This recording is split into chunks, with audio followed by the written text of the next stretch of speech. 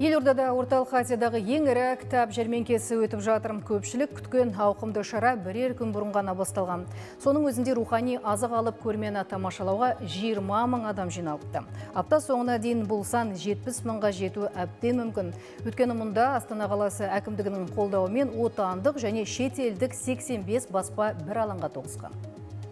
Астана бір мезетте мыңдаған кітап сүйер қауымның басын қосқан үлкен алаңға айналды. Елордада бастау алған Еуразия кітап көрмесіне алыс жақын шетелден 100-ге жақын баспа, ғылым және білім беру ұйымдары қатысып жатыр. 30 мың шаршы аумақты қамтыған кітап сөрелерінде Ресей, Қытай, Түркия, Испания сияқты тағы 15 елдің төл туындылары қойылған. Burada olduğumuz için çok mutluyuz. Türkiye ve Kazakistan zaten köklerinden birbirine bağlı iki ülke. Şimdi de kitaplarımızla köprüler oluşturup o bağları.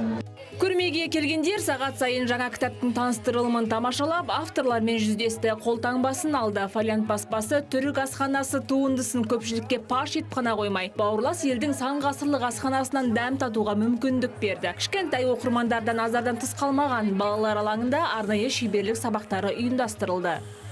Фолиант баспасына рахмет айтамыз. Бүкіл осы Қазақстанда, бүкіл жаңа шет аймақтар дедіңіз, шет аймақтардағы бүкіл баспаларды барлығын жинап, осындай бір жерге үйістіріп, осындай үлкен шара ұйымдастырып жатқанына өте ризамыз. Алдыңғы жылдардан қарағанда 2-3 есе осы жылы оқырмандар қызығушылықпен келіп, біздің кітаптарды іздеп, біздің баспамызды іздеп келіп кітабымызды алып жатыр.